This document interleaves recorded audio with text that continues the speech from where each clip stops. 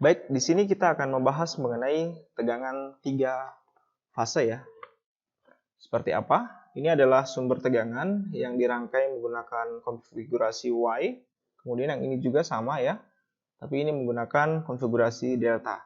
Nah, kita akan lihat bagaimana tegangan pada rangkaian 3 fase. Nah, kita lihat di sini ya, di gambar ini ada node A, kemudian yang di tengah ini, ya, yang di sini, misalkan ini adalah node N ya. Nah, kemudian ya adalah node C, yang di atasnya adalah node B. Nah, dari gambar ini kita bisa lihat bahwa VAN,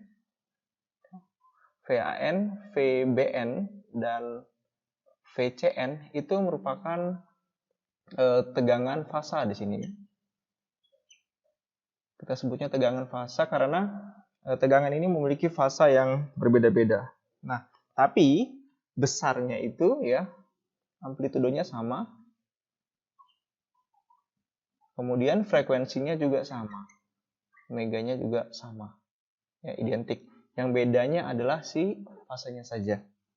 Nah, kemudian kalau misalkan tegangannya sama ya, maka di sini bisa kita tulis besar dari VAN ya, sama dengan besar dari VBN, kemudian sama dengan besar dari VCN.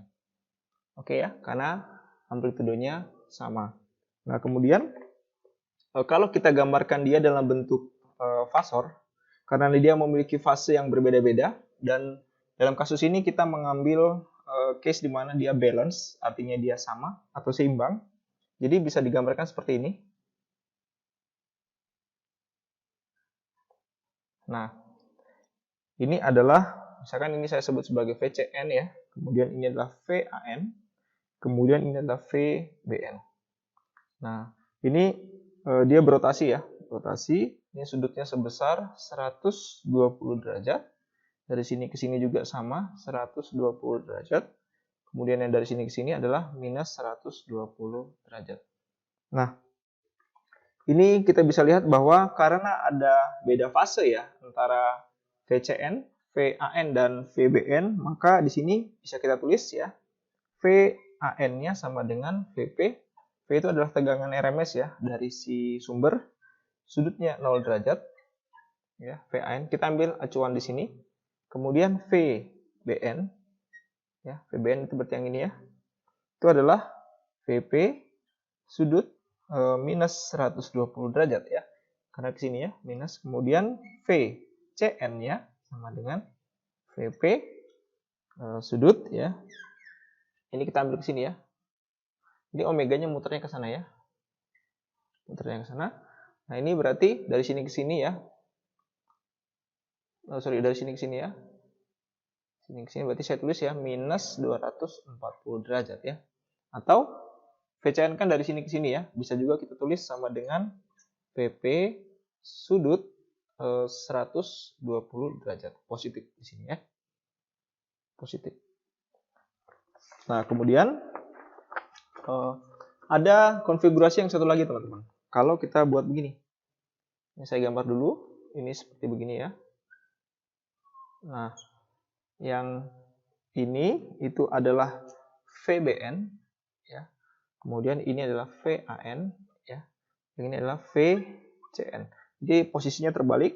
Ini sama ya sudutnya 120 derajat.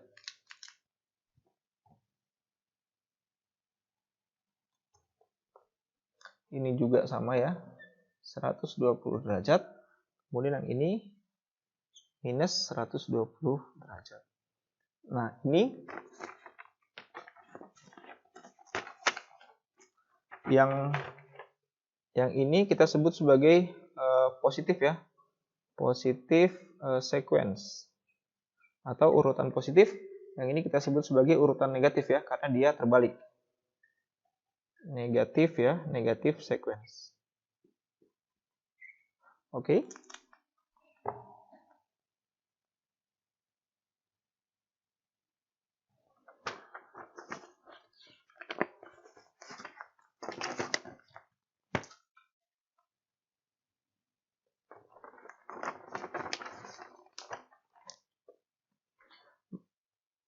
Nah, pada gambar ini kita bisa lihat VAN itu adalah VP ya. VP sudutnya kita ambil acuan di sini berarti ini adalah 0 derajat. Kemudian VBN ya. Di sini sama dengan yang ini. Berarti sama dengan VP ya. Sudutnya kalau kita ngambil yang di sini berarti minus 240 derajat atau sama dengan VP sudut dari plus 120 derajat. Nah, kemudian VCN ya. VCN-nya di sini adalah yang bagian ini. Berarti bisa kita tulis VP sudut minus 120 derajat. Ya, ini adalah positive sequence, ini adalah negative sequence. Kenapa bisa terjadi perbedaan seperti ini? Karena kalau kita melihat dari generator listriknya, kalau dia positive sequence, artinya dia berputarnya searah jarum jam ya, generatornya. Sementara kalau negative sequence itu dihasilkan dari generator yang berputar berlawanan dengan arah jarum jam. Untuk beban juga sama, beban memiliki konfigurasi Y. Jadi kalau kita bisa lihat ya, ini beban. Jadi kalau konfigurasi Y itu dia seperti ini bentuknya ya. Nah seperti ini. Ini adalah si N-nya ya. Ini adalah misalkan ini adalah B. Ini kemudian adalah A ya. Ini adalah C. Nah konfigurasi beban itu bisa konfigurasi Y atau konfigurasi delta. Jadi bentuknya seperti ini ya.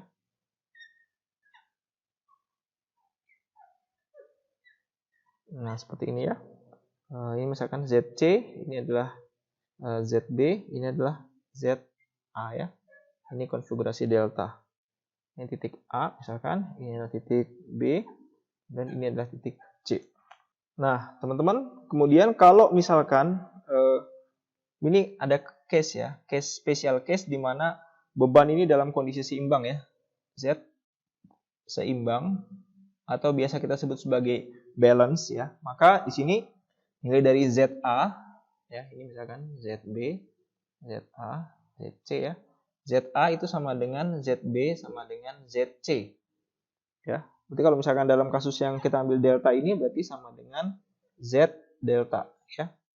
Nah, ini bisa kita lihat ya, maka hubungan antara Y dengan delta ini bisa saya tulis seperti begini. Jadi Z delta yaitu sama dengan 3ZY. Ya, kemudian atau bisa ditulis ZY itu sama dengan 1/3 Z delta. Oke, ya. Nah, di sini kita punya sumber yang konfigurasinya Y, kemudian sumber yang konfigurasi delta. Beban juga memiliki konfigurasi Y dan konfigurasi delta. Nah, dari sini berarti kita punya 4 konfigurasi yang mungkin ya. Yaitu konfigurasi Y, kemudian Y delta atau delta delta dan delta Y. Nah, pada pembahasan selanjutnya kita akan bahas bagaimana konfigurasi dari masing-masing sumber ini ya, sumber dengan beban. Thank you.